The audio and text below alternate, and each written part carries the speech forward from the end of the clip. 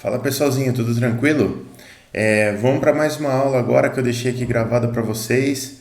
Então eu vou pedir umas coisinhas para vocês. Ó. Se vocês curtirem a aula, não esquece de deixar uma curtida aí no vídeo. Se você ainda não for inscrito no canal, por favor se inscreve, que isso daí vai ser bastante importante para mim e para você. Se ativar as notificações, nota 10, melhor ainda.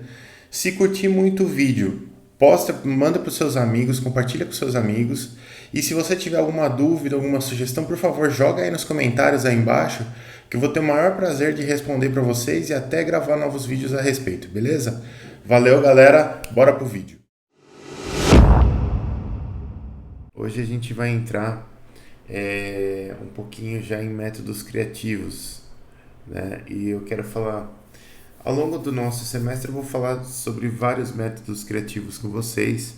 Ah, porque eu vejo que são talvez os mais usados, alguns deles são bastante usados aqui na nossa região, alguns são bastante importantes e eu acho que os métodos criativos eles são uma excelente ferramenta de projeto, né? Então eles permeiam todas as fases do projeto.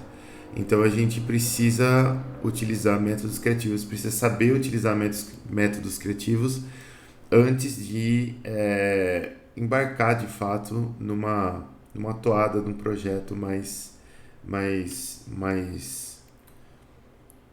vou dizer, não mais real que eu quero dizer, mas mais aplicada, assim, né? Então vamos lá. Métodos criativos, pessoal. O que são métodos criativos? Métodos ou processos criativos são ferramentas que buscam estimular a criatividade de indivíduos ou grupos para a solução de problemas.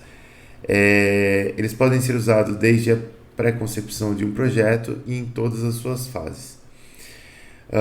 E aqui, quando eu falo isso, parece algo até meio bobo, assim, né? Parece algo meio, né? Putz, estimular a criatividade, como se as pessoas fossem, né, incapazes de utilizar a criatividade.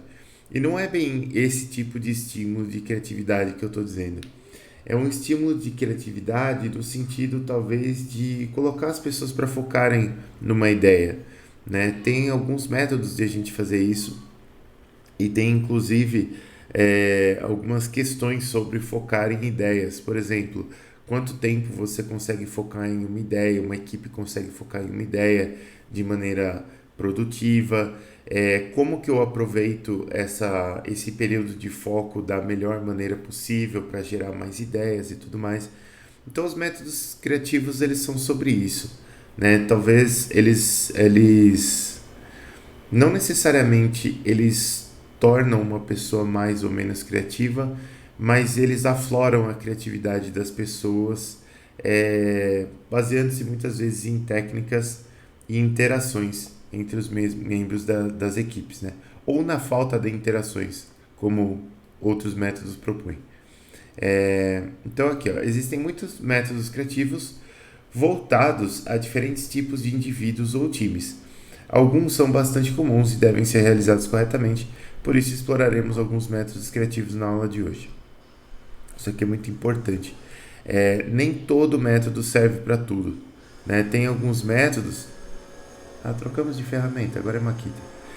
Tem alguns métodos que não servem necessariamente para alguns tipos de grupos, né? Tem alguns tipos de grupo que possuem pouca heterogeneidade. Tem grupos que a gente chama de grupos de especialistas, que todos os membros são especialistas. Mas eu acho que talvez a Makita esteja mais agradável nesse momento. Então, para grupos onde a interação ela é mais complexa ou mais difícil, a gente pode utilizar alguns tipos de ferramenta. E para grupos mais heterogêneos, mais entrosados, a gente pode usar outras ferramentas. E essas ferramentas são muito legais. Algumas talvez todos vocês já fizeram, outras não. A gente vai ver elas com alguma calma aqui. Então, ó, nas fases do projeto. Por que eu devo usar métodos criativos na pré-concepção, por exemplo, do projeto, que é antes do início do projeto? Na pré-concepção eu preciso responder algumas perguntas do tipo: o que fazer, né? Qual que vai ser o alvo no meu projeto? Qual que é o meu público-alvo do projeto? Por onde que eu vou começar? tudo isso pode ter várias respostas, né? E quando um problema, uma pergunta, um obstáculo possui várias respostas possíveis, a gente precisa de métodos criativos para encontrar a resposta mais adequada. Depois, na iniciação do projeto, qual é a documentação necessária? Qual a legislação que eu tenho que atender? Da onde que eu vou tirar o dinheiro? Tudo isso ou quando eu vou precisar de determinadas quantidades de dinheiro, são perguntas que você vai fazer na iniciação do projeto. E para essas perguntas você também pode usar métodos criativos. Depois, no planejamento, o que eu preciso para executar uma determinada tarefa? Qual a melhor forma de executar essa tarefa? Quanto tempo ela leva? Qual é a melhor sequência de tarefas? Que tarefas são mais necessárias? Que tarefas são menos necessárias? Tudo isso faz questão de planejamento. E você também pode usar métodos criativos para isso. Na execução do seu projeto, então como que a gente pode contornar um determinado problema que apareceu? Qual é a melhor ordem das tarefas, se eu tiver tarefas simultâneas? Qual é a melhor forma de executar cada tarefa? Às vezes você planejou que você vai fazer uma tarefa, mas não necessariamente a forma de executar, né? Você alocou um recurso, alocou uma pessoa, e essa pessoa vai executar essa tarefa utilizando esse recurso, mas qual é a melhor forma, né? Então tudo isso você pode usar métodos criativos para resolver. Na parte de gerenciamento e controle, qual é a melhor métrica que eu posso utilizar para fazer o gerenciamento e o controle do meu projeto, né? Ou de determinadas etapas do meu projeto? Quais itens eu devo monitorar mais intensamente e quais menos? Quando eu devo corrigir alguma coisa e como eu devo corrigir essa alguma coisa? Será que eu devo reportar esse problema para superiores? Será que eu devo executar uma ação e resolver? Tudo isso, de novo, a gente utiliza métodos criativos para resolver. Ou pode utilizar métodos criativos para resolver. E no encerramento, qual é a melhor forma de se entregar esse projeto? Será que a melhor forma é entregar na forma de uma documentação, na forma de um programa, sei lá, na forma de um protótipo? Qual é a melhor forma de entrega? Como eu devo documentar tudo o que aconteceu aqui nesse projeto? Qual é a melhor forma de desalocar os recursos? Quer dizer, eu posso, se eu tenho um recurso que está alugado, eu posso, por exemplo, cancelar, romper o contrato de aluguel, eu posso sublocar esse recurso para retornar uma parte do dinheiro que eu gastei para alugar o recurso. Qual é a melhor forma de fazer isso, né? De novo, você pode utilizar métodos criativos para resolver isso tudo, né? E eu estou dizendo que você pode usar métodos criativos porque muitas vezes as pessoas simplesmente observam um problema e tomam uma decisão por si próprias. Às vezes isso é bom, e às vezes pensar um pouquinho antes de tomar essa decisão também é bom, porque você pode utilizar um método criativo que não envolva outras pessoas. Você pode utilizar um método criativo individual e pensar melhor sobre o problema e chegar numa solução melhor do que simplesmente tomar uma atitude ali de bate e pronto, né?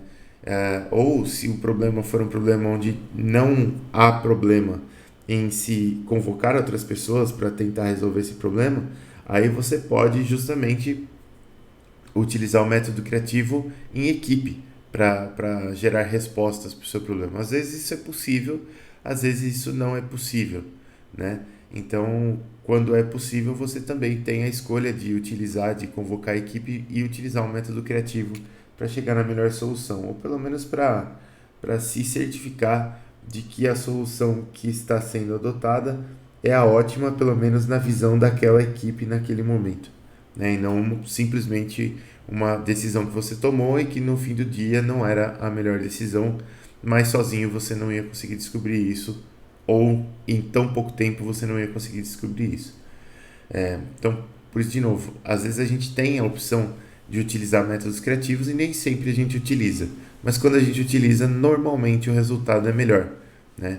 Ou se você tá bastante treinado, bastante acostumado com essa questão de método criativo, acaba se tornando natural no seu processo de pensamento você fazer, por exemplo, um brainstorming individual sobre algum problema antes de você chegar ou antes de você propor uma solução, né? E isso já traz uma qualidade maior para a solução que você propõe naturalmente.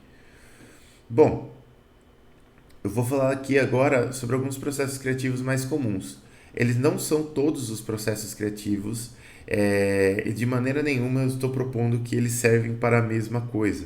As aplicações desse tipo de processo criativo, elas são muito diferentes. Alguns processos criativos são bem genéricos e outros são mais específicos, né? Então aqui você tem, por exemplo, o brainstorming, né? O brainstorming é como se diz no popular, famoso toró de parpite, né? É um método criativo onde você convoca pessoas para gerar ideias em quantidade sobre um determinado assunto, não necessariamente qualidade, mas com a quantidade você espera que venha esta qualidade. Você pode fazer isso aqui individualmente ou em grupo e serve para diversas coisas. Você tem o mind mapping também. O mind mapping ele pode ser utilizado em conjunto com alguma metodologia como o brainstorming. Ele consiste em você montar um diagrama e colocar nesse diagrama conceitos principais e derivar outros conceitos a partir desses conceitos principais. Ele casa muito bem com o brainstorming e o mind mapping, né, ele gera um resultado, ele gera um produto que é o mind map, que é o seu mapa mental. E o seu mapa mental, o mapa mental da sua equipe, ele pode ser inclusive um produto de um processo criativo qualquer, talvez um brainstorming, e algo que você pode usar inclusive para documentação. Então, mind mapping é bem bacana também. A gente vai ver esses dois aqui nesta aula, espero que ainda hoje. Depois a gente tem o Ishikawa, que é muito parecido com o mind mapping, só que ele já é focado para encontrar causa, raiz. Então esse aqui é o famoso diagrama espinha de peixe, né? Que você coloca um problema e a partir desse problema você necessariamente vai derivando as causas e outras causas e outras causas e outras causas. E o Ishikawa ele causa muito bem com o brainstorming, mas ele também casa muito bem com os 5 porquês, né? Então ele é muito utilizado. Você pega é, é, salas de metodologias. Tinha uma sala no lugar que eu trabalhava, eu esqueci o nome da metodologia. De Lean. Era uma sala de Lean Manufacturing. E o Lean, ele usa muito o Ishikawa, né? O Ishikawa é uma ferramenta do Lean. Então você tinha quadros prontos já para você fazer o Ishikawa já com a espinha de peixe desenhada. Não é bem uma espinha de peixe, mas é uma forma geral do diagrama. E aí você vai colocando as causas raiz lá e tudo mais. Bem legal, bem bacana. Depois tem os PDCAs ou PDSAs, que são ciclos de desenvolvimento, né? E eles também são processos criativos, mas eles são processos criativos mais contínuos, né? No sentido de que, se você pegar a tradução aqui, ou a expansão dessas siglas aqui, o PDCA é o Plan, Do, Check, Act, quer dizer, planeje, execute, verifique e atue, né? Então você vai planejar alguma coisa, você vai executar essa coisa. Quando você executar, você vai verificar problemas, aí você vai fazer a checagem. Dessa checagem, você vai fazer uma atuação e essa atuação para resolver os primeiros problemas vai gerar novos inputs para você gerar um novo planejamento. Então tem vários produtos, tem vários processos na indústria que eles entram nesse ciclo de PDCA que a gente chama, que é o Plan, Do, Check, Act, e ele se repete bastante. Ele é derivado dessa outra metodologia que se chama Plan, Do, Study, Act, né? Ele veio daqui, e esse study aqui tem muito a ver com o check, só que esse study ele é um pouco mais genérico do que o check, né? Então você planeja, executa, estuda as coisas todas que aconteceu, estuda causas e determinadas coisas, determinados eventos que possam ter acontecido na execução, e aí você atua em cima disso. De novo, o ACT é para resolver problemas iniciais que você encontrou e para gerar novos inputs para você começar um novo planejamento do novo ciclo de desenvolvimento. Depois a gente tem uma ferramenta bem mais moderna que vocês já tiveram, com certeza, vocês já ouviram falar de Design Thinking. E o Design Thinking ele é um conjunto de ferramentas para a concepção de produtos ou de projetos em geral, né? O pessoal da arquitetura gosta muito desse design thinking aqui, ele é mais ou menos uma, um conjunto de ferramentas que busca sistematizar o processo de criação, né? E esse conjunto de ferramentas ele funciona muito bem integrado, né? Ele cria alguns ciclos aqui dentro desse design thinking aqui, onde você gera no final um produto que tem alguns requisitos, tanto requisitos funcionais quanto requisitos estéticos e tudo mais. Bem bacana também, a gente vai ver um pouquinho de design thinking mais para frente. Depois tem o método Delphi. O método Delphi, ele é um método muito interessante também. Talvez a gente vai ver aqui ele mais por cima aqui, mas é interessante citar, porque esse método ele é aquele método que é aplicado para especialistas, né, para grupos de especialistas. Então, quando você reúne diversos especialistas é, em um determinado assunto, você corre o risco de que se você colocar esses especialistas para debater, você vai encontrar uma certa concorrência entre esses especialistas, né? Então o método Delphi ele busca separar os especialistas e fazer perguntas específicas para cada especialista. Dessas respostas que esses especialistas vão retornar, você gera um aprendizado e um novo ciclo de perguntas que você vai devolver para os especialistas, e você vai fazendo isso até que você gere um consenso, entre aspas, velado entre todos esses especialistas, porque nenhum deles está sabendo o que o outro está dizendo. Talvez nenhum deles nem sabe que tenha outro especialista sendo consultado também. E esse método Delphi aqui, ele serve justamente para você criar barreiras entre os especialistas para que cada um consiga performar ali, responder com o seu melhor, sem ficar escondendo informação ou sem ficar querendo disputar com outro especialista para ver quem é o mais especialista sobre aquele assunto, né? Depois, outra coisa que aparece bastante também é a tabela de associação, né? Esse association grid aqui é algo que aparece muito, ele é muito utilizado em organização e priorização de atividades. Então você escolhe pares de adjetivos que podem ser aplicados nas suas atividades ou no seu processo em geral, e você começa a separar os atributos desse processo, do seu projeto ou das suas atividades, entre essas palavras. Então, por exemplo, para um produto, você pode escolher dois pares de palavras que são bom e ruim. Bom e ruim é bem abrangente, mas vamos lá. Bom e ruim, e outro par de palavras que é barato e caro, né? Então você cria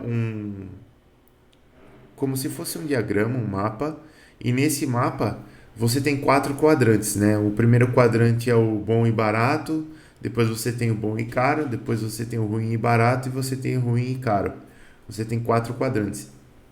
E aí você separa os atributos do seu projeto, produto ou as suas atividades, dependendo, nesses quatro quadrantes, e aí você consegue entender um pouco melhor quais as características que você quer de cada produto, de cada coisa.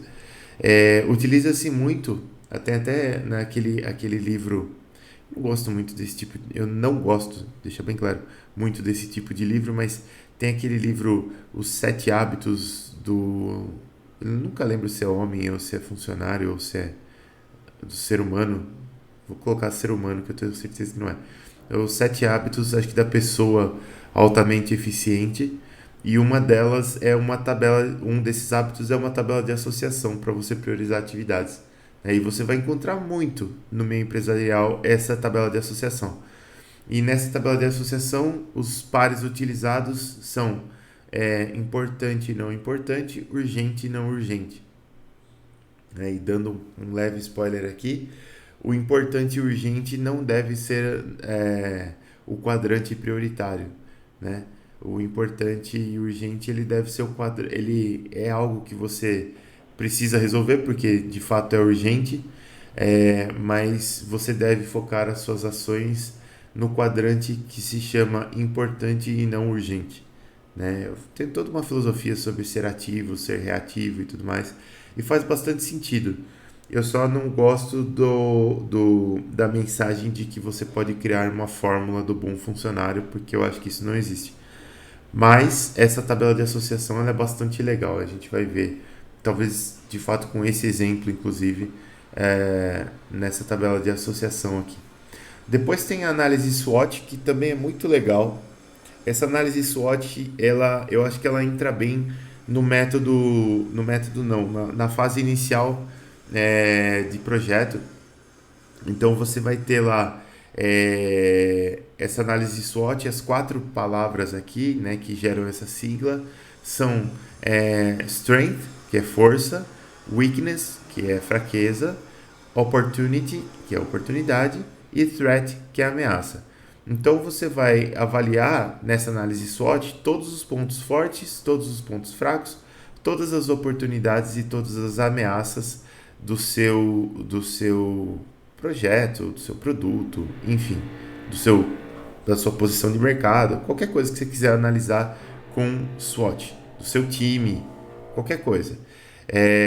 Ele é muito parecido com a tabela de associação, no sentido de que se cria quadrantes também, mas esses quadrantes não são relacionados, né? Então, essa é uma principal diferença do SWOT para a tabela de associação. Você não tem pares antagônicos que vão se sobrepor ali. Você só tem 4 quadrantes mesmo. Depois tem a metodologia dos 5 porquês, que é uma metodologia que surgiu no Japão, uma metodologia bastante bacana também, que não necessariamente você precisa perguntar o porquê da mesma coisa 5 vezes, né? Mas você começa a desmembrar um problema, procurando pela causa desse problema até que você encontre a causa raiz mesmo desse problema, né? Tem até um ditado japonês que eu não vou saber, não sei se eu vou saber recitar ele corretamente, completamente, mas ele é mais ou menos assim. É, por, como é que é? Era mais ou menos assim. Por causa de um prego, não se ferrou o cavalo. Por causa de não se ferrar o cavalo, não foi possível realizar uma viagem. Por causa de não ser possível realizar uma viagem, não se entregou uma carta. Por causa de não se entregar uma carta, perdeu-se a guerra. É um negócio, é mais ou menos assim o ditado, tá? Peço desculpa aí para a cultura japonesa e peço desculpa se alguém conhece melhor, porque ele é mais ou menos assim. Então a conclusão quer dizer, se você fizer o caminho contrário, tá, perdeu a guerra. Por que perdeu a guerra? Porque não chegou a carta. Por que não chegou a carta? Porque o cavalo não veio. Por que o cavalo não veio? Porque ele não estava ferrado. Por que ele não estava ferrado? Porque não tinha prego. Então, porque não tinha um prego, perdeu-se a guerra. Meio que a sequência de eventos aí, né? Então, é daí que vem, mais ou menos daí, né? Dessa filosofia que vem os 5 porquês. Quer dizer, você pega um problema e você vai desmembrando esse problema, você vai esmiuçando o problema até você chegar na causa raiz, né? E depois você tem o 5W1H, o 5W2H. Eu acho que eu já até fiz algum comentário com vocês sobre esse método na aula passada. E esse 5W1H ou 5W2H vem das perguntinhas lá, né? Então você tem o what, que é o que, where, que é o onde, o who, que é o quem, o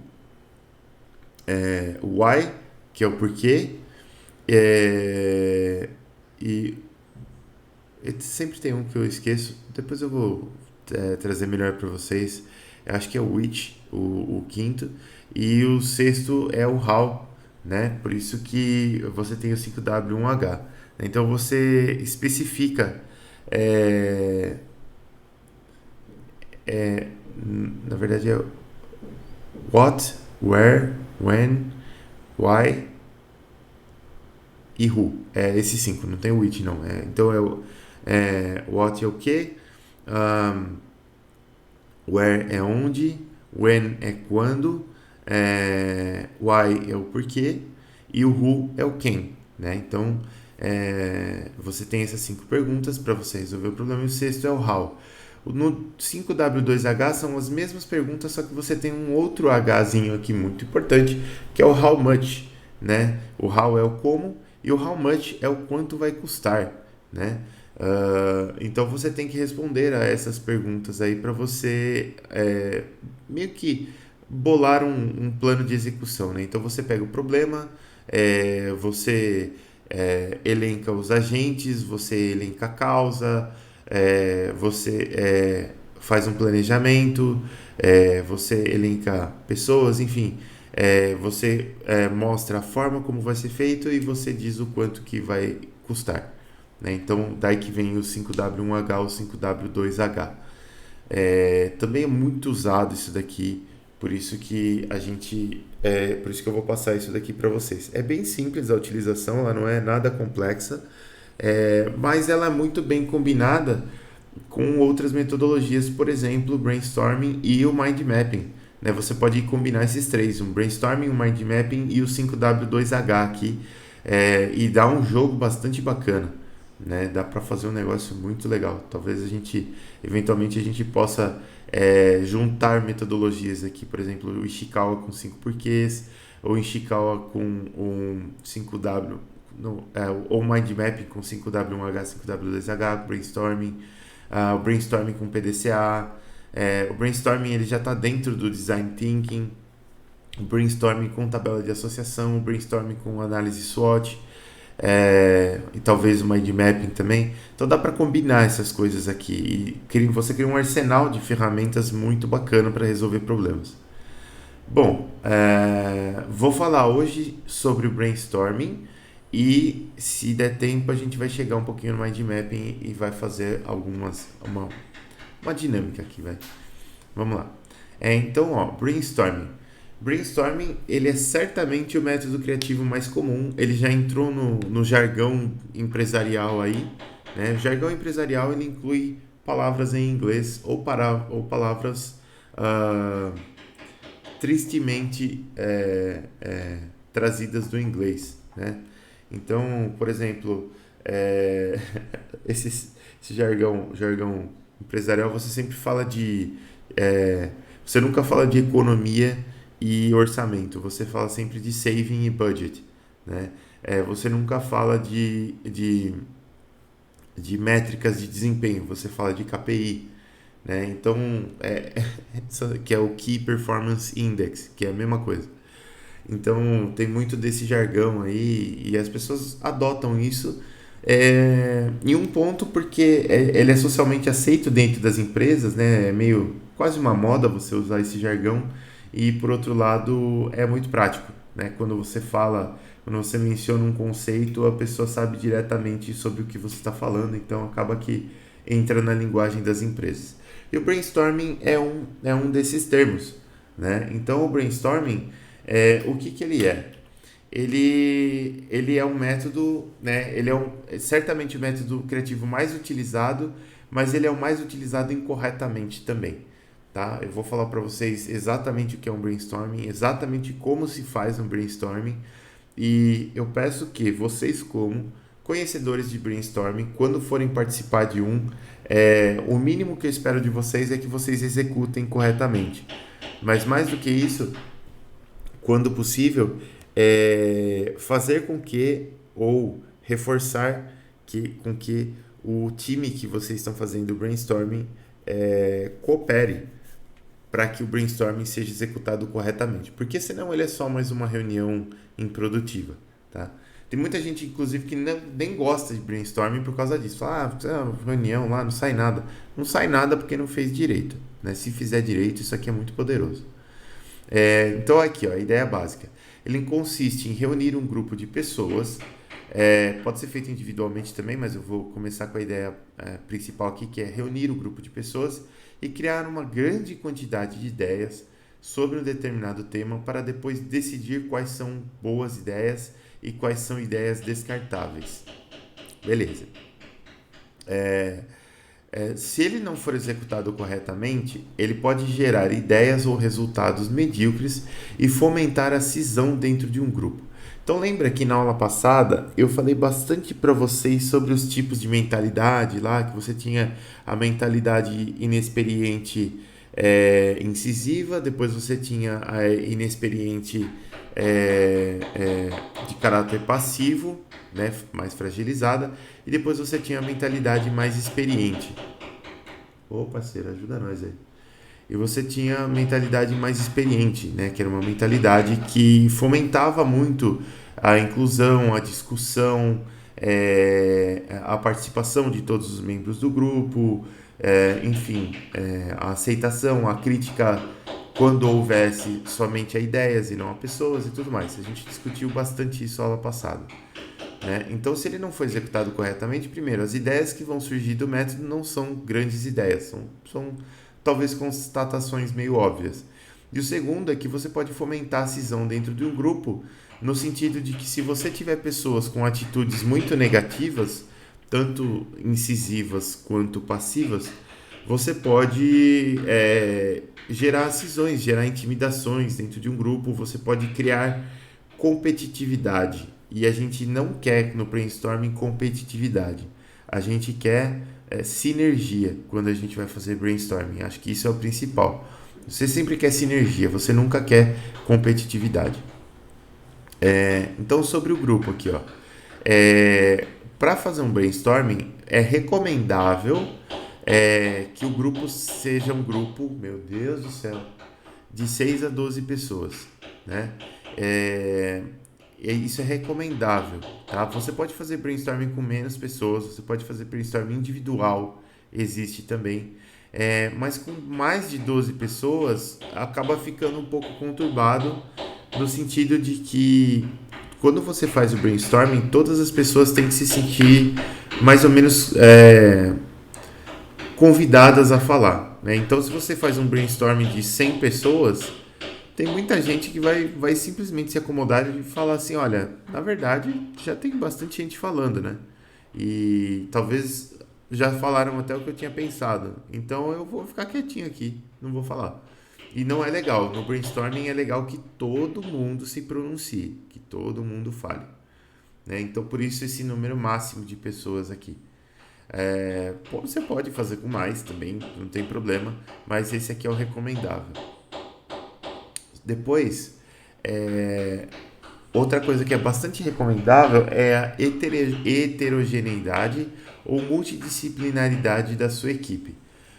Por que isso aqui é importante? Isso aqui é importante porque se você reúne muitas pessoas por exemplo, aquelas pessoas elas realizam a mesma atividade, elas já trabalham dentro do mesmo grupo o dia todo. Então, aquelas pessoas elas estão muito entrosadas, elas já têm uma forma coletiva ali, uniforme de pensar, né? Então, se você faz um brainstorming com muita gente que pensa da mesma forma, você não vai ter um resultado muito diferente do que aquele geral que você tem naquele grupo.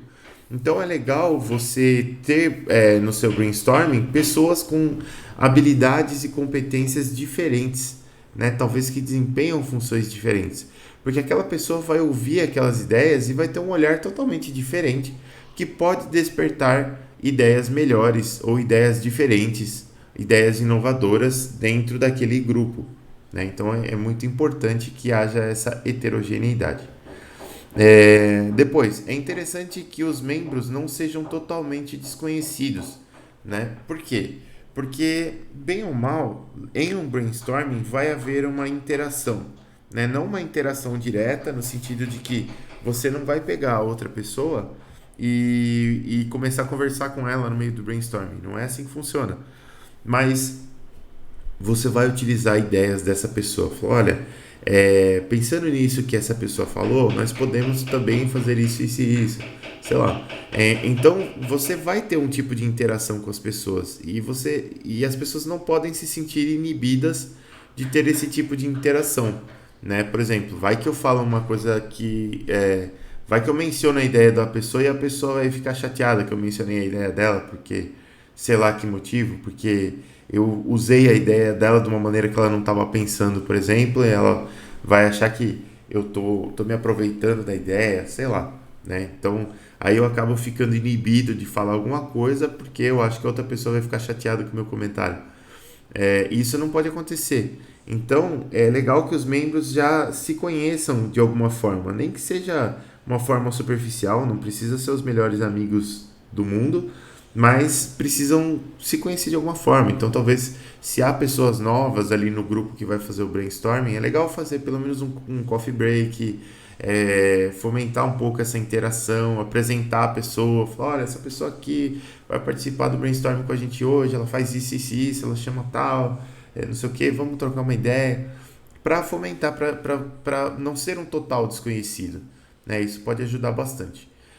Depois, todos os membros eles devem se reconhecer entre si como igualmente importantes. Então, você está no brainstorming, às vezes as pessoas que estão no brainstorming, elas podem ter funções diferentes. Por exemplo, né? Ô, miséria. E pelo fato, eu vou trocar o meu fone aqui, pessoal, porque eu tô me desconcentrando muito com esse barulho. Só um momento.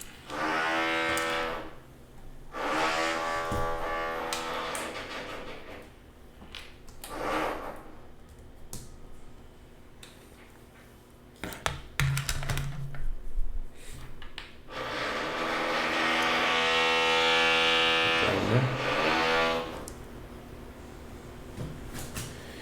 Ai, haja paciência.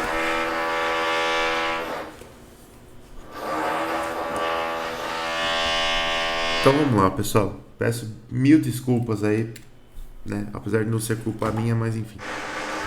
Então, vamos imaginar que todos os membros, eles têm que se reconhecer como iguais entre si, mesmo, por exemplo, que as funções deles sejam diferentes na empresa. Então, pô, tem um cara lá que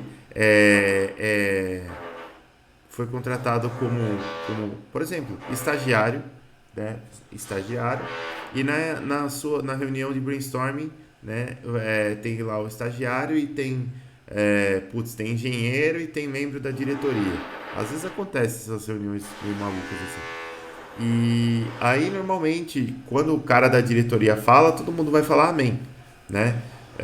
Porque o cara da diretoria, ele tem um cargo maior, ele tem uma hierarquia ali e tudo mais. E às vezes as pessoas ficam inibidas de falar, de dar ideias, porque talvez essa ideia que as pessoas vão dar não corrobora 100% com essa ideia que essa pessoa de cargo mais alto deu. É, Adianto para vocês que o brainstorming assim não funciona, tá? Quem entra no brainstorming tem que deixar os cargos do lado de fora. A pessoa tem que, desculpa, a pessoa tem que entender que no processo de geração de ideias, no brainstorming, todas as ideias têm igual valor. Então todas as pessoas têm que ter o mesmo valor. Né? Eu não posso ter, da mesma forma que, por exemplo, a justificativa do cargo poderia inibir uma pessoa ou outra de fazer um comentário, é, você pode ter no brainstorming pessoas que querem se sobressair, por exemplo, no brainstorming. Então, aquela pessoa que não para de falar, ela quer dar todas as ideias, ela quer dominar aquela sessão de brainstorming. Né? Isso, primeiro, quem está organizando o brainstorming, vocês já vão ver que quem está organizando o brainstorming tem que saber controlar essa situação, mas para quem está participando, você não pode ser inibido de falar porque essa pessoa está dominando a sessão ou está tentando dominar a sessão. Você tem que dar as suas ideias também, né? Todas as ideias elas têm igual importância. Nenhuma ideia é melhor do que a outra.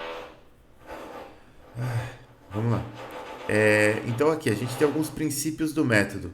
São 6 princípios e esses 6 princípios devem ser obedecidos. Primeiro, atraso do julgamento.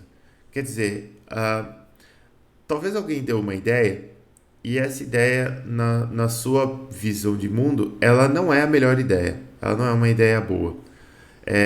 E a gente, eu acho que é uma grande hipocrisia falar assim, ó, nós não devemos julgar. Por que a gente julga? Todo mundo julga dentro da cabeça. Você é livre para não dizer o que você acha, mas você não é livre para não achar nada. Você sempre vai achar alguma coisa. Você pode achar aquela ideia brilhante, ou você pode achar aquela ideia uma droga. De qualquer forma, você não pode julgar essa ideia, né? Você não pode falar assim no meio do brainstorming, ó, puta, que ideia ruim, cara. Puta, cala a boca, velho. Pelo amor de Deus, falou merda. Não pode.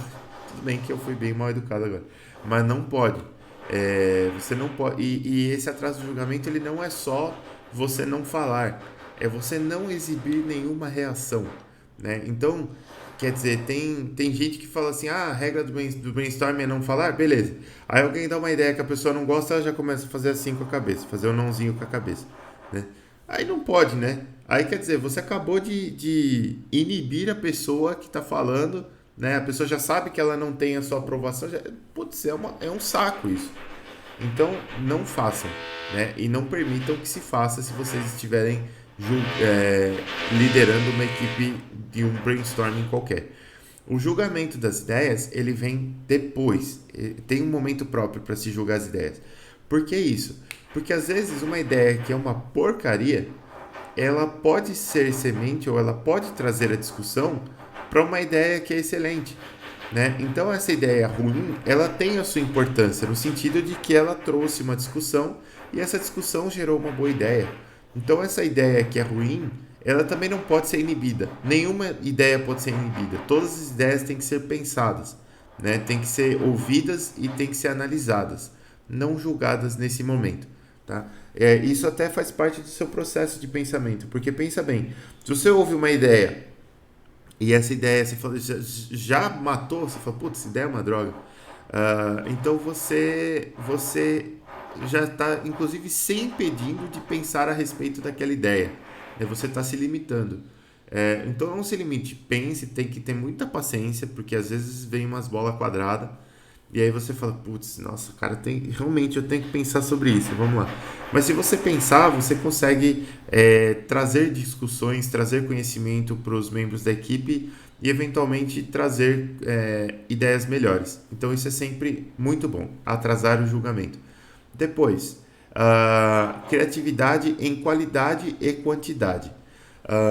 Quando a gente está falando de método criativo, a gente precisa gerar ideias. E gerar ideias tem a ver com combinar, às vezes, ideias, né? Às vezes você trabalha com processo de combinação, processo de inversão, processos de conexão não intuitiva. Você trabalha diversos mecanismos de geração de ideias, né? Então, é lógico que uma ideia de qualidade ela é uma boa ideia, deve ser trazida, mas mais do que isso, você precisa de quantidade, né? Quanto mais ideias, melhor. Então, se você conseguir trazer boas ideias, é legal, mas mesmo que você ache que a sua ideia não é tão boa assim, você tem que trazer a ideia, porque a quantidade ela é muito importante. Você tem que dar a ideia. Tudo que vier na sua cabeça, você tem que dar um jeito de jogar. Você não pode sair da sala de brainstorming com uma ideia que você não disse. Você tem que dizer todas as ideias. Beleza. Então aqui, ó, sobre as regras. Os princípios são 2, as regras que são 6, desculpe aí. Então vamos lá. Regras. Primeira regra: críticas são rejeitadas. Então, nesse método é crucial que nenhum dos membros da equipe faça qualquer julgamento das ideias dos outros membros e nem das próprias, né? Isso é importante também. Às vezes a pessoa fala assim, nossa, eu tive uma ideia meio ruim aqui, mas vamos lá. Não é ideia meio ruim. É assim, ó. Olha, eu pensei no seguinte, tal. Pode não ser a melhor ideia? Pode ser uma ideia que vai ser descartada? Pode, mas você precisa de quantidade nesse método, né? Então, ideias ruins podem dar origem às melhores ideias da sessão. Depois, criatividade é bem-vinda, né? Não pode haver filtros. Qualquer ideia que se passe pela mente de um membro do time e que não tenha sido dita na reunião, ainda deve ser dita. Não há prêmios para quem dá a melhor ideia, né? Entre aspas, melhor ideia. Você só tem que dar ideias, quanto mais melhor. Quantidade é necessária. Então, quanto mais ideias, mais material para que o grupo pense e gere novas ideias. Quantidade gera qualidade. Esse aqui é o princípio fundamental do brainstorming. Quantidade gera qualidade. Quer dizer, às vezes você não... quer dizer, o processo do brainstorming não é você filosofar durante uma semana e dar aquela tacada de mestre no final das contas. É você jogar um monte de ideias. Mesmo porque quando você joga muitas ideias, o grupo ele tem inputs suficientes para gerar ideias melhores em um espaço de tempo muito mais curto, né? Porque você está trazendo ali, ou todos os membros do grupo estão trazendo novas possibilidades, novos olhares, novos conceitos, novas conexões, e isso acelera muito. Você ter uma ideia sozinho demora muito mais do que você ter a mesma ideia em grupo. Isso demora muito mais, né? Então, quantidade aqui é necessária e gera qualidade. Regra número 4. Combinação e aperfeiçoamento são necessários, né? Nenhuma ideia precisa ser original. Excelentes ideias surgem a partir de combinações de outras ideias.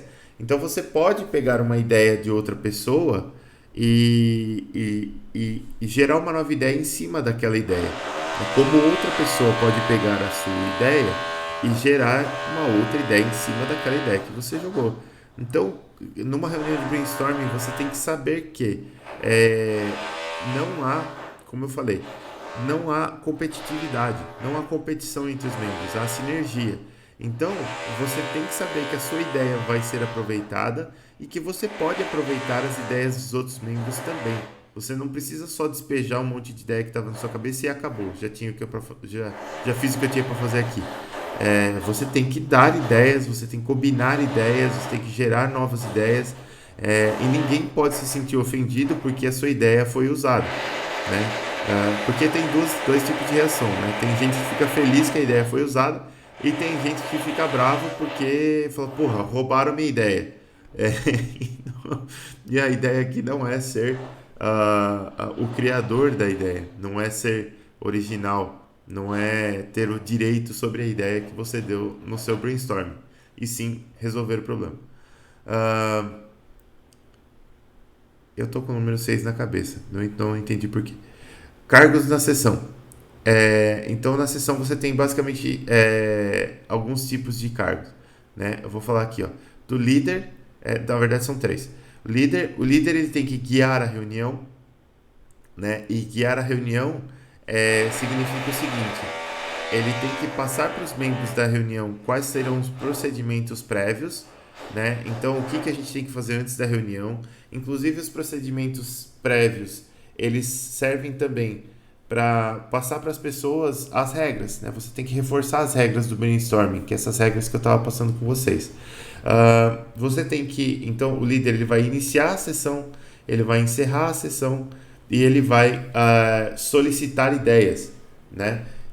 Solicitar ideias é fomentar o grupo no sentido de que todos falem, todos deem ideias, né? Então, se você tem lá, por exemplo, um membro que está tagarelando, você pode solicitar a opinião de outro membro. Falou, viu? E você? O que você acha? O que você pensou?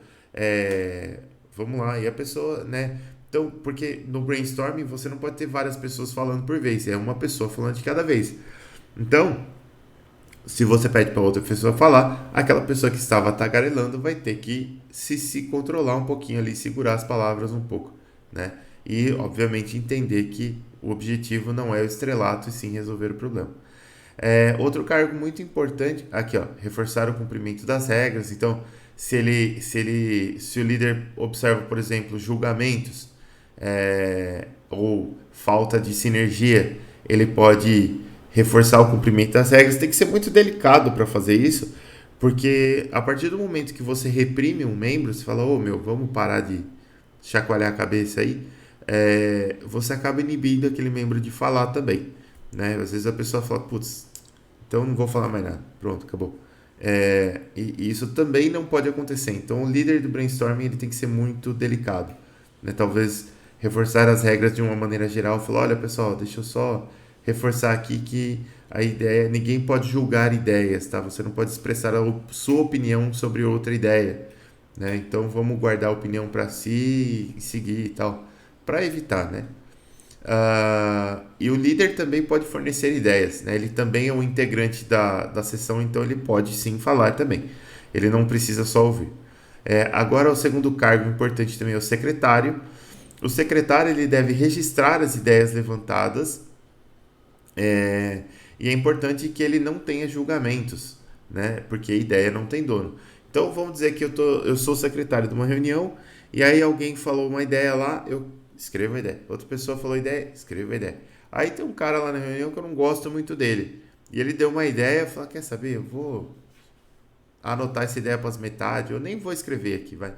Se dane, porque não é importante. Se o que esse cara fala não é importante, eu vou boicotar esse cara aqui. Esse não é um bom secretário, né? Porque o secretário ele tem que registrar as ideias levantadas. E esse registro ele tem que ser na forma de reportar as ideias, de não necessariamente de falar, olha, essa ideia é boa, essa ideia é ruim. Então, tem secretário que quando a ideia é boa ele explica bastante, quando a ideia é ruim ele só coloca um tópico lá que é quase incompreensível. Não pode, né? Todas as ideias têm que ter o mesmo peso ali no registro das ideias, por enquanto. O secretário também pode dar ideias, né? Normalmente o secretário dá algumas ideias diferenciadas porque ele está anotando, né? Então ele tem um visual ali da coisa. Quando você não usa mais nenhuma ferramenta junto com o brainstorming, só ele tem o visual. Então ele acaba fazendo algumas conexões diferentes. Então você pode, no brainstorming, também fazer as suas anotações se você achar relevante. Mas se você fizer as anotações, tome cuidado de que as outras pessoas não fiquem olhando para as suas anotações, porque isso pode ser. Desculpa. Pode ser um julgamento também, né? A pessoa pode interpretar como, ó, o cara ali anotou minha ideia e foi boa. Aí o outro fala, o cara não anotou, acho que essa ideia não foi tão boa. Então, não pode acontecer, tá? Tanto para o secretário quanto para qualquer pessoa que esteja tomando notas ali, tem que ser feito de uma maneira ali discreta e que as pessoas não tomem isso, não levem isso em consideração. Isso é especialmente difícil quando você está fazendo uma apresentação, né? Ou quando, por exemplo, eu estava defendendo meu mestrado ou meu doutorado, tinha a banca na minha frente e às vezes você fala alguma coisa, a banca anota um negócio assim, você já pensa, ih, falei bobagem. Mas não é. É só uma anotação que a banca fez. Às vezes até respondeu alguma pergunta que o membro da banca ia fazer. Mas tem que tomar cuidado com esse negócio de anotação aí. E os membros gerais do brainstorming, a principal função é fornecer ideias, né? E obedecer às regras, evidentemente. Só que os membros gerais eles não podem reforçar o cumprimento das regras, né? Porque isso é papel do líder. Reforçar o cumprimento das regras. O líder que vai ter essa habilidade e essa delicadeza de reforçar o cumprimento das regras, mantendo toda a equipe motivada, né? Então, se eu como membro acabo querendo reforçar a regra, pode acontecer de eu não ser tão delicado quanto o líder precisaria ser e eu acabar ou desinibindo uma pessoa de falar ou fazendo com que aquela pessoa tape os ouvidos para qualquer ideia que eu lance. Às vezes uma ideia que eu lanço pode ser um alimento para uma nova ideia dessa pessoa que pode ser a solução do problema. Então, se eu falo assim, ô fulano, vamos parar de chacoalhar a cabeça quando eu falo, aí já acabou. Aí esse fulano já vai, tudo que eu falo para ele agora daqui para frente é groselha, não vai funcionar, né? Então não pode acontecer. Só o líder reforça o cumprimento. Você pode solicitar ao líder, eventualmente falar, ô líder, vamos repassar as regras aqui só pra gente, só para fluir bem a reunião. E aí beleza, o líder repassa as regras e tudo certo, tá? Beleza. E aqui também, ó, manter um clima agradável, inclusivo e positivo entre os membros. Seguindo, como que eu vou realizar a sessão do brainstorming? Isso tudo eram regras e diretrizes, né? Mas aqui a gente ainda não chegou em um script de como fazer um brainstorming. Então, como que eu vou fazer, né? Chegamos na hora do brainstorming. Primeiro, eu devo desenvolver um enunciado para o problema, né? Isso aqui também é chamado de problem statement, né? Então, eu preciso dizer o problema, eu preciso reportar o problema de uma maneira muito clara, né? Para as pessoas que vão participar do brainstorming, para que elas entendam o problema. Porque senão o brainstorming não tem foco, porque as pessoas não entenderam direito o problema. E aí acaba não sendo muito produtivo. Depois, selecionar um grupo de 6 a 12 participantes. Já falei que é o recomendado, não é necessariamente o que vai acontecer. Terceiro, enviar uma nota aos participantes falando-lhes acerca do problema. Deverá ser incluído o enunciado do problema, o contexto, bem como algumas soluções e outras coisas que se revelem úteis para o caso. Né? Então, não adianta você levantar um brainstorming, né? Convocar um brainstorming, e aí na reunião eu falo, eu preciso resolver esse problema. Aí alguém vai falar, então você pode fazer isso. E aí o líder fala, não, mas nisso a gente já pensou, não deu certo. Então você pode fazer isso. Puta, isso aqui a gente tentou, mas não funcionou. Então fica um negócio, sabe? Vai inibindo os participantes. Você vai falar, pô, mas então você me trouxe aqui só para falar o problema, então fala o problema aí, né? Então você precisa, quando você vai convocar o brainstorming, você precisa passar um cenário completo, né? Você vai falar qual é o problema, você vai incluir o enunciado, você vai incluir o contexto, né? Por exemplo, eu preciso resolver um problema que custa US$ 1 milhão. Beleza. Qual é o contexto? Eu não tenho US$ 1 milhão. Bom, isso é um bom contexto para a gente começar. Então você já, nesse contexto aqui, você já trouxe uma restrição. Quer dizer, ninguém vai pensar numa solução de US$ 1 milhão se você não tem US$ 1 milhão. Isso aí já está riscado do mapa, né? Ou alguém que é mais criativo vai tentar pensar em como conseguir US$ 1 milhão, né? Então você vai pegar R$ 100 e investir em Bitcoin e esperar virar US$ 1 milhão e resolver o problema, sei lá, né? Então, às vezes, né, é a mesma história do vidro elétrico que eu estava falando lá para vocês lá. Às vezes o problema não é necessariamente aquele problema que você acha que é, né? Não é escolher um motor potente e leve. Às vezes o problema é você só tirar o dedinho do usuário do botão lá e fechar o vidro no tempo que ele precisa para fechar. Então, acontece. É, E aí você tem já que trazer algumas soluções e outras coisas que se revelem úteis para o caso. Então, já tentamos isso e isso, não deu certo. Isso aqui é uma restrição, isso aqui é uma legislação que a gente tem que obedecer. Então você vai já trazendo informações para as pessoas para que elas pensem já de uma forma a focar nas brechas que vão gerar o problema e não nos obstáculos que não podem ser transpostos por essa solução. E aí no início, então beleza. Então isso aqui tudo, esses 3 primeiros itens vão acontecer antes da reunião, antes de começar. No início, o que a gente vai fazer? A gente vai escrever o problema num quadro visível a todos os elementos pertencentes ao grupo. O problema tem que estar enunciado, bonitinho, visível, para que as pessoas olhem para ele e pensem nele. Beleza. Falar novamente sobre as. Eu tava com o número 6 na cabeça, não sei porquê. Falar novamente sobre as 4 regras principais do brainstorming. Para quem não lembra, 4 regras do brainstorming. Críticas são rejeitadas, criatividade é bem-vinda, quantidade é necessária, combinação e aperfeiçoamento são necessários. Essas são as 4 regras do brainstorming e a gente já sabe o que elas significam. Voltando aqui. Depois, requisitar novas ideias aos participantes pela ordem pela qual eles levantaram a mão.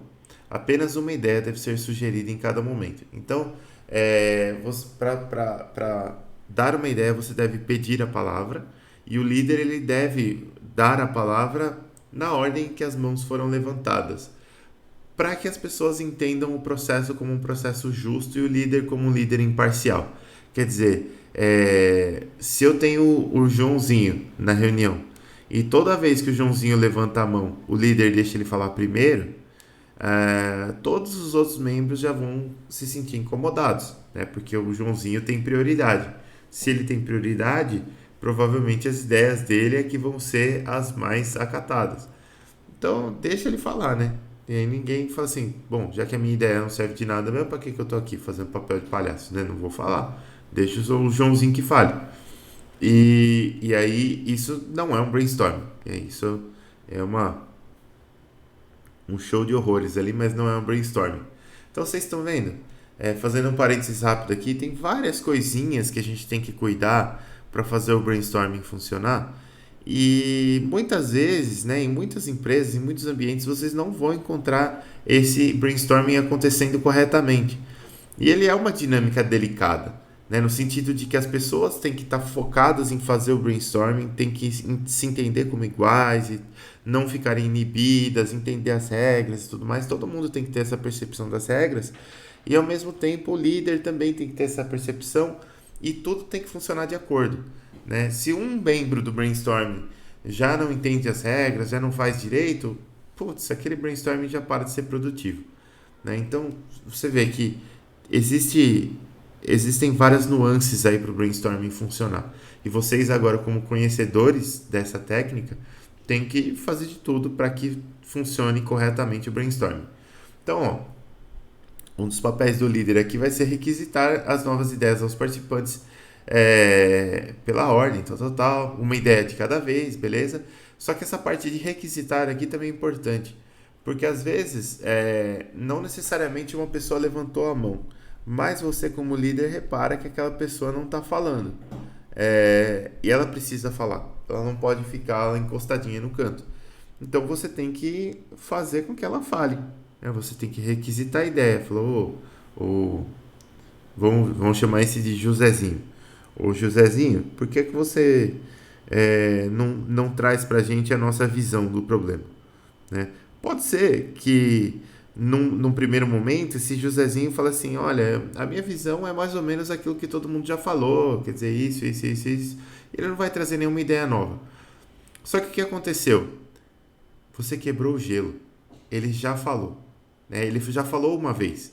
Então, se ele já falou uma vez, agora é muito mais fácil para ele falar de novo, né? E se ele falar de novo, provavelmente ele vai trazer alguma ideia, trazer alguma coisa que ninguém havia pensado, ou trazer alguma coisa que faz parte só da visão dele, que pode alimentar a visão das outras pessoas para que para que surja uma nova ideia melhor.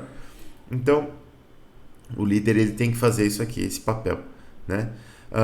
Depois, ter um gravador ou um secretário de maneira a que se possa escrever e tomar nota das ideias, né? O gravador ele é muito prático durante a reunião, mas ele é péssimo depois, porque você gasta todo o tempo da reunião novamente, né? Então, talvez uma pessoa tomando notas seja algo mais eficiente, desde que seja um bom secretário, né? Quer dizer, esse secretário não pode ter aquele viés de julgamento, igual eu falei para vocês. Ele não pode mostrar que ele só está anotando as ideias que ele gosta. Enfim, ele tem que ser realmente um secretário ipsis literis ali, né? Tem um secretário que realmente anota tudo ali sem julgamentos. A sessão deve durar cerca de 30 minutos. Por que cerca de 30 minutos? Porque é um processo cerebral cansativo gerar ideias. A gente não consegue focar tanto depois de 30 minutos, né? A gente não consegue gerar ideias brilhantes depois de 30 minutos. Essas ideias elas vão acabar sendo né, mais fracas, porque a gente já está com a mente desgastada. Então, é melhor você fazer 3 sessões de brainstorming de 30 minutos em 3 dias diferentes do que uma sessão de 1 hora e meia. Provavelmente essa sessão de 1 hora e meia vai ter um rendimento um pouquinho maior do que uma sessão de 30 minutos, porque as pessoas estão desgastadas. Você, depois do brainstorming, então acabou a sessão aqui, os 30 minutos. Depois do brainstorming, você deve selecionar um grupo para a avaliação das ideias, que é posterior ao brainstorming. Isso aqui você não vê em lugar nenhum, mas a técnica é essa. E esse grupo para avaliação das ideias, ele deve ter de 3 a 5 pessoas. Algumas coisas importantes aqui. Você pode escolher membros para como que se diz? Para avaliar as ideias que sejam que tenham feito parte do brainstorming. Mas não é ideal que todos os membros tenham feito parte desse brainstorming, né? Porque as pessoas que participaram do brainstorming, elas têm informações sobre como foi a reunião e sobre quem deu as ideias, né? E depois, no julgamento das ideias, elas podem ter um julgamento enviesado. Quer dizer, essa pessoa deu essa ideia, ou essa ideia, mas essa ideia surgiu num momento nada a ver, e pode acabar tirando do mapa uma ideia que era uma ideia legal, que poderia resolver o problema. Por outro lado, é interessante que nesse grupo de avaliação tem alguém que não seja a maioria, mas que tem alguém que participou do brainstorming, nem que seja o próprio líder, porque essa pessoa tem, de novo, informações de contexto. Então, às vezes, uma ideia que não está exatamente bem documentada pelo secretário, mesmo porque ele tem que fazer as coisas muito rápido lá, então, às vezes, essa ideia ela pode não ser compreendida. E uma pessoa que participou da sessão, ela vai ter uma memória, e com essa memória ela pode lembrar, falar, pô, essa ideia aqui era sobre isso, isso e isso, quer dizer isso. Então, beleza, então fica mais fácil do grupo julgar. E por que 3 a 5 pessoas? Nunca duas, nunca quatro? Porque você precisa de um número ímpar de pessoas para que você não tenha empate de votos, né? Então você vai ter sempre uma pessoa ali do grupo que vai acabar dando voto de Minerva em caso de empate, né? O voto de Minerva, para quem não sabe, é o voto que é um voto decisivo. Quer dizer, você tem lá um grupo de 100 pessoas, 50 pessoas votou na opção A, 50 pessoas votaram na opção A, 50 pessoas votaram na opção B, e você deve decidir, você vai dar o último voto, você deve decidir então se vai ser a opção A ou se vai ser a opção B. Isso é o chamado voto de Minerva, né? Quando o voto de uma pessoa só tem o poder de decidir por um grupo todo. E você precisa desse voto de desempate de qualquer forma, né? Então você vai ter um grupo aqui de 3 a 5 pessoas, não 4, e esse grupo vai decidir se as ideias são boas e vão ser adotadas ou são ruins e vão ser excluídas. E aí, depois dessa avaliação, você deve fornecer. Não, aqui não foi a avaliação ainda. Então, você seleciona um grupo, e você fornece ao grupo avaliador a lista de ideias para que sugiram e selecionem as melhores ideias. E aí sim, depois dessa seleção, você fornece ao grupo original um relatório com as ideias selecionadas pelo grupo de avaliação e requisitar a submissão de quaisquer ideias adicionais estimuladas pela lista, né? Então, tanto o grupo avaliador quanto o grupo que participou do brainstorming pode ter uma nova ideia a partir da leitura dessa lista, e esse grupo deve também submeter essa ideia. Falar, olha, pensei em mais isso, né, que pode ser útil. Então isso deve acontecer também. Então repara que tem coisas que acontecem antes do brainstorming, tem coisas que acontecem depois do brainstorming, tem coisas que acontecem durante o brainstorming, e todas elas são importantes. Essa dinâmica do brainstorming aqui, ela vai ser uma dinâmica muito importante. Beleza. Martelete dos infernos. Vamos lá. Aí aqui, ó, depois dar a lista final de ideias à pessoa ou grupo de trabalho do projeto. Então você tinha um problema, você tem uma lista final de ideias, e aí você vai devolver essa lista de ideias para as pessoas do projeto que precisavam dessas ideias ou dessas respostas que seja. Ainda sobre o brainstorming, né? Então o brainstorming é sobre gerar uma grande quantidade de ideias para a solução do problema, gerar uma ou algumas soluções como um grupo. O brainstorming não é sobre competir com os colegas de trabalho e gerar a melhor ideia para obter destaque, né? Ou julgar os membros do grupo pelas suas ideias. E aqui uma coisa muito importante: a ideia ou conjunto de ideias final é do grupo e não pertence a um único indivíduo, né? Por mais que você fale assim, porra, mas eu que dei a ideia fatídica, lá fui eu que falei, olha, faz isso que você vai reduzir o custo pela metade. Beleza.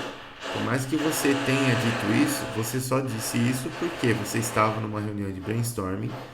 Nesta reunião de brainstorming foram lançadas N ideias, e essas N ideias foram inputs, né? Foram entradas, foram estímulos que você usou para que na sua cabeça viesse essa ideia que você vocalizou. Talvez se você não tivesse tido essas entradas, você demoraria muito mais para gerar essa solução, talvez não a geraria em tempo hábil. Então essa ideia que você vocalizou no fim das contas não é só sua, é a ideia do grupo. Então, quem faz o brainstorming precisa entender isso aqui muito bem. Isso aqui é chave para que o brainstorming funcione, de que a ideia ou o conjunto de ideias final é do grupo.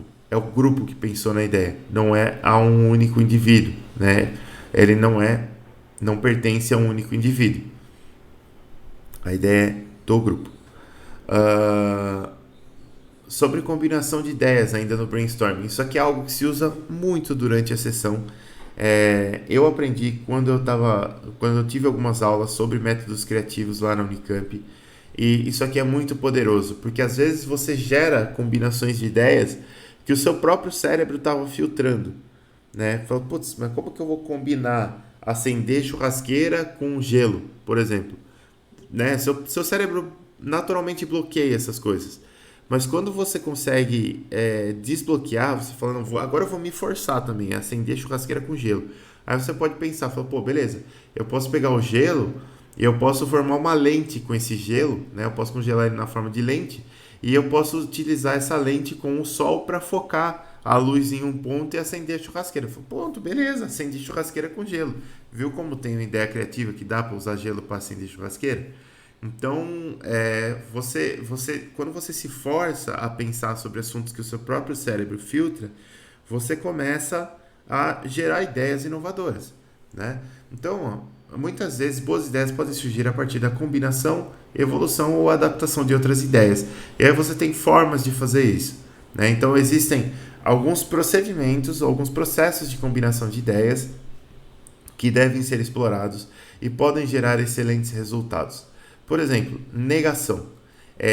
Não estou falando para julgar a ideia do colega, mas você pode se forçar a negar a ideia do colega. Assim, bom, beleza, ele falou para acender a churrasqueira com álcool. Então eu vou passar agora a pensar em formas de acender a churrasqueira sem utilizar álcool. Beleza, eu estou usando um processo de negação, né? Então eu estou me forçando a pensar em outra coisa. Isso é um tipo de processo bastante útil para você gerar novas ideias. Depois, inversão. Você pode utilizar a inversão também como processo de geração de ideias. Então a pessoa gerou uma ideia lá. Eu quero. Vamos pensar numa ideia invertível aqui.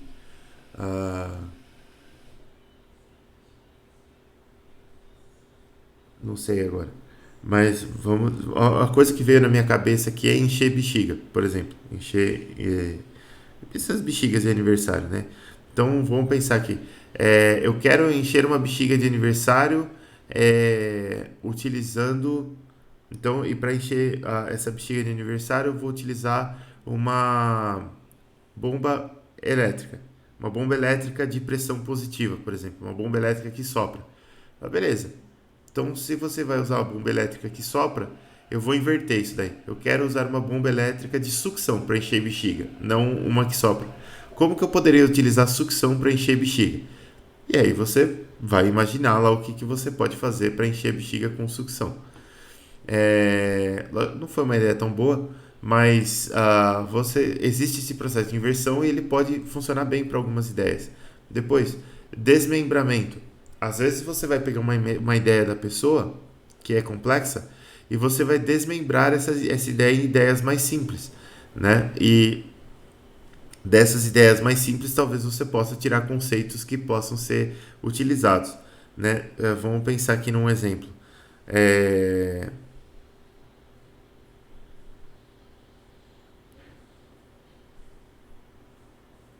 Deixa eu ver aqui. Pensar sob pressão assim é sempre mais difícil, né? Mas vamos pensar assim, por exemplo, você tem, sei lá, não sei, eu uso tanto, esse desmembramento eu uso muito às vezes. O desmembramento, por exemplo, ele é bom ele funciona naquele processo lá do vidro elétrico que eu estava falando para vocês, né? Que havia a reclamação de que o vidro elétrico demorava muito para subir. Beleza. E aí você começa a desmembrar o processo. Então, tá, ele demora muito para subir. O que é o vidro elétrico demorar muito para subir?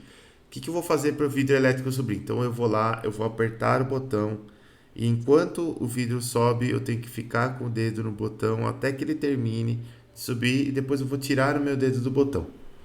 Isso já é um desmembramento, você já está descrevendo aquela ideia em detalhes, né? E aí, quando você desmembra o processo, fala o que eu tenho que fazer. Então, apertar o botão, segurar o botão, soltar o botão. Será que o problema é o tempo que eu estou segurando o botão apertado? Será que o problema é apertar o botão? Será que o problema é soltar o botão? Pode ser que o problema, como era no caso, era o tempo que eu estou segurando o botão, né? Então, se é o tempo que eu estou segurando o botão, eu tenho duas formas de resolver isso. Ou eu posso usar um motor mais potente, e a gente já sabe das limitações que isso tem. O motor fica mais pesado, a porta fica pesada e dá novas reclamações. Ou eu posso criar uma forma de eu não precisar segurar o botão. Beleza, que foi a forma com que eles resolveram o problema, criando o botãozinho de um toque. Então, ó, desmembramento resolveu o problema. Depois, por analogia, às vezes você pode pensar em um problema que é parecido com o problema que você quer resolver, e naquele problema parecido, você aplicou uma outra metodologia que resolveu, então, por analogia, fala, por exemplo, é, sei lá, eu estou falando de eletricidade. Beleza, então eu vou falar de eletricidade e eu tô dizendo que eu tenho uma corrente muito alta passando por um determinado circuito e eu queria diminuir essa corrente. Você pode fazer uma analogia no seguinte sentido: falar, olha, eu posso pensar no seu problema de eletricidade como um problema hidráulico, por exemplo. Então a corrente elétrica seria o fluxo de água e a tensão elétrica, que é a diferença de potencial, seria a diferença de pressão entre dois pontos, né? Então, como que eu faço para reduzir a velocidade, para reduzir o fluxo de água entre dois pontos? Eu posso diminuir a diferença de pressão entre dois pontos. Eu posso colocar uma válvula ali que reduza um pouco essa passagem de fluxo, né? Então, de água. Então, eu vou fechar um pouquinho a válvula, então vai passar menos água. Beleza.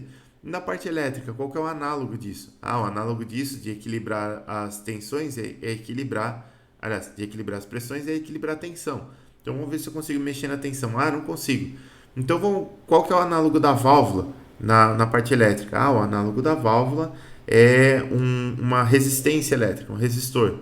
Então o resistor ele vai bloquear a passagem de corrente, vai fazer com que eu passe menos corrente. Ou um transistor que eu consigo controlar essa passagem de corrente. Beleza. Pode ser. Então você fez uma analogia e com essa analogia você caminha para a solução de um problema. Depois, conexões inusitadas, como eu falei no comecinho lá para vocês. Como é que eu acendo a churrasqueira com gelo? É uma conexão inusitada, mas tem como, né? Não, a gente nunca pode condenar uma ideia sem pensar direito sobre ela, né? Como eu faria isso, né? Será que tem uma forma de fazer isso realmente? Você pode não chegar numa solução, mas alguém pode chegar. Não é porque você não chegou na solução que não dá, né? Depois, por substituição, você pode tentar substituir coisas. Funciona muito bem com analogia, por isso que está aqui perto.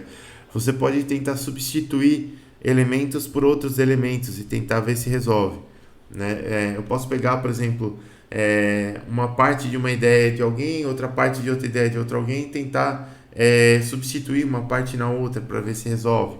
Dá certo também. Combinação de ideias. Eu posso pegar duas ideias que eram desconexas e juntar essas duas ideias. Falar, olha, se eu fizer isso mais isso, né? Posso conseguir resolver o problema. Questionamento. Isso aqui também é importante. Se você não entende muito bem alguma coisa, em um brainstorming é muito válido você perguntar, né? Se uma pessoa der uma ideia, você pode falar assim, olha, mas por que você deu essa ideia? Como que isso funciona? E às vezes aquela explicação que a pessoa dá, ela pode também funcionar como um input para as ideias dos outros colegas. Então o questionamento é importante nesse sentido, do como, não do por que você deu essa ideia estúpida. Esse não é um questionamento que a gente pode fazer no brainstorming, mas você fazer um questionamento do tipo, nossa, mas por que isso é assim? Por que isso funciona dessa forma? Porque às vezes outros membros do brainstorming nem passou pela cabeça deles que eles não sabiam direito como aquilo funcionava. E depois de uma explicação dessa, pode ser que surjam novas ideias justamente porque eles têm mais informação. Depois, detalhamento ou descrição. né, que tem muito a ver com esse desmembramento aqui que eu falei para vocês, lembra? Para fazer o desmembramento eu fiz primeiro o detalhamento. Qual que é o primeiro processo lá do cara abrir o vidro? Eu tenho que ir lá, entrar no carro, apertar o botão, esperar baixar, tirar o dedo do botão. Isso é um detalhamento. Às vezes, com o detalhamento, você consegue quebrar o seu problema em diversas partes e aí você pode focar em resolver as partes para depois resolver o todo. Definição, isso aqui também funciona, né? Às vezes você precisa. Isso aqui funciona muito na área legal, inclusive, né? Legal de legislação mesmo, né? Quando você quer resolver um problema, isso aqui é um processo. Os advogados usam muito, né? Quer dizer, a pessoa foi acusada de um crime. Qual é a definição daquele crime? A definição é essa, essa e essa. Beleza, vamos ver se enquadra. Se não enquadrar, se existir algum elemento que não faz o enquadramento, então não pode ser acusado desse crime especificamente. E aí você vai fazendo as definições. Então, às vezes, de você definir alguma coisa, definir como um processo deve funcionar, por exemplo, definir o escopo de um pensamento, você pode resolver já um problema. Só de passar por essa definição. Falar, olha, a definição é essa, essa e essa. Né? Então, é um processo importante. Outro é absurdo. Né? Também, às vezes, você pode gerar conexões tão inusitadas que você pode cair para o lado do absurdo aqui, né? E quando você tenta gerar ideias que são absurdas, você pode gerar ideias que são inovadoras, né? Então, por exemplo, há 40 anos, talvez eu digitar um texto aqui e esse texto aparecer do, do outro lado aí da casa de vocês fosse um absurdo. Ou aparecer na Europa para alguém que está lendo fosse um absurdo.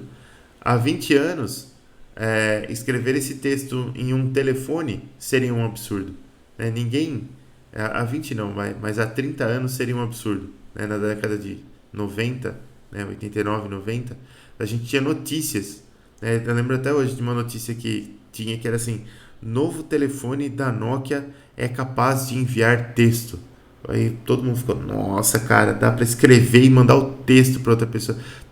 A gente até nem entendia, né? Para que eu vou escrever um texto para outra pessoa se eu posso falar, né? Se eu posso ligar e falar. Bom, hoje a gente tem o WhatsApp, né? Com o WhatsApp a coisa que a gente menos faz é ligar para a pessoa. A gente sempre manda texto, manda áudio, manda foto, manda vídeo e não fala com a pessoa. Então, você vê que essa questão do absurdo ela também gera ideias inovadoras. E o paradoxo também. Né? O paradoxo tem até uma metodologia específica sobre paradoxo que chama WOIS, né? WOIS. É uma metodologia alemã. Tem um colega que estuda bastante essa metodologia. Eu não me lembro se ele fez doutorado ou pós-doutorado no assunto, o professor Mauro. E ele é muito fã dessa metodologia, né? Que você utiliza soluções que resolvem paradoxos, né? E a solução que resolve paradoxo, até a frase a questão do sorvete napolitano que a gente abordou algumas aulas atrás aí, veio de uma aula desse professor, né? Eu não tive aula com ele na faculdade, mas eu acabei participando de alguns eventos onde ele deu algumas palestras e foi muito interessante. E ele falava disso, né? Ele falava, o sorvete napolitano ele é a solução ótima, né? No sentido de que ele tenta agradar os dois lados. Mas ele não é uma boa solução, ele é só a solução ótima no sentido de que ele tentou otimizar ali, ele tentou achar o menos ruim para os dois lados, né? Mas ele não é a solução ideal. A solução ideal é uma outra solução, né? Uma solução que realmente atende aos dois extremos e não é uma solução que tenta contrabalancear os negativos dos dois extremos, né? E é uma metodologia bem complexa para você unir paradoxos, mas é bastante bacana e tem algumas ideias que a gente consegue intuitivamente unir paradoxos, também como talvez seja o caso de acender a churrasqueira com gelo e você consegue gerar soluções mesmo assim. Então é legal, então dá para fazer, né? Você pode usar paradoxos para conectar ideias na sua cabeça e todas essas técnicas aqui, ó, elas fazem parte de processo de geração de ideias. Então às vezes você não precisa ter aquela ideia assim do tipo, acordei com essa ideia ou ouvi isso e tive um estalo. Você pode forçar a criação de ideias utilizando isso aqui, né? Utilizando essas técnicas. A gente tem 5 daqui, mais 1, 2, 3, 4, 5 daqui, 10, 12. A gente tem 12 técnicas aqui de geração de novas ideias a partir de ideias existentes. Isso aqui é muito legal de estar rodando na cabeça de vocês em uma sessão de brainstorming. Não deu tempo nem chegar no mind mapping hoje. Então eu vou chegar no mind mapping aula que vem. E aí na aula que vem a gente vai fazer aquela dinâmica que eu falei para vocês que eu gostaria de fazer com vocês. Já preparo já de que na próxima aula faremos um brainstorming. Não vou falar sobre o que é, porque eu quero gerar em vocês um elemento surpresa, mas a gente vai fazer um brainstorming na próxima aula e eu quero que vocês participem. Vocês vão ver como que é legal fazer um brainstorm. A gente vai dedicar alguns minutos da próxima aula com isso. Beleza por aqui? Beleza, Vinição. Beleza? Eu vou coletar a chamada de vocês. E aí eu já dispenso vocês já. Deixa eu só baixar a lista da presença. É legal esses assuntos, né? Eu gosto desse tipo de aula que não vou dizer que não é um assunto de engenharia, porque mas não é algo tão técnico, não é algo tão assim, conta e tal. É um negócio mais sei lá, diferente daquilo que a gente está acostumado a fazer. Eu acho isso muito, muito legal. Aqui. É da hora que pode ajudar a gente a trabalhar mais em soft skill, né? Tipo, Exatamente. coisa que vai ser importante pra gente numa empresa, por exemplo. Exatamente. São coisas que, se você souber usar direitinho, elas vão trazer destaque para você em uma empresa, no sentido de que, você colabora, você gera soluções, você tem um espírito agregador com a equipe, ajuda muito. Eu acho muito legal isso daí. Beleza, então, pessoal. Então, muito obrigado pela atenção, pela paciência e participação de vocês. E a gente se vê na próxima semana. Falou, Vinição. Até mais. Valeu, Vinição. Valeu. Até mais. Até mais, gente. Abraço pra vocês. Valeu, Vini. Um abraço. Falou, Vini. Falou, gente. Até semana que vem. Até.